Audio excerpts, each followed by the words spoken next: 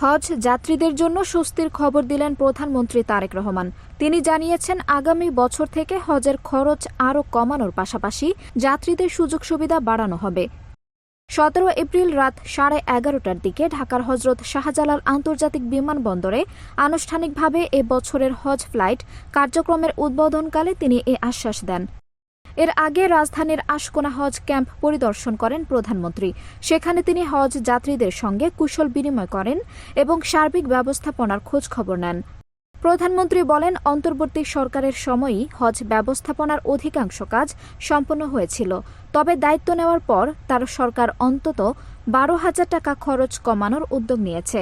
আগামী বছর যাতে আরও কম খরচে হজে পাঠানো যায় সে লক্ষ্যে কাজ চলমান রয়েছে।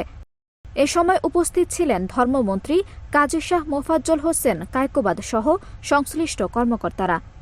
হজ যাত্রীদের উদ্দেশ্যে প্রধানমন্ত্রী দেশ ও মানুষের কল্যাণে দোয়া করার আহ্বান জানান। তিনি বলেন, আল্লাহ যেন দেশকে সব সংকট থেকে রক্ষা করেন এবং সরকারের উন্নয়নমূলক উদ্যোগগুলো সফলভাবে বাস্তবায়িত হয়। দয়া করে আল্লাহর দরবারে হাত তুলে দোয়া করবেন, আমরা দেশের মানুষ সকলে যাতে শান্তিতে এই দেশে বাস করতে পারে।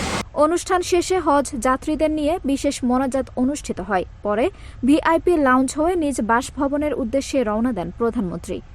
আঞ্জুম হক আরবি, টাইম নিউজ ডেস্ক।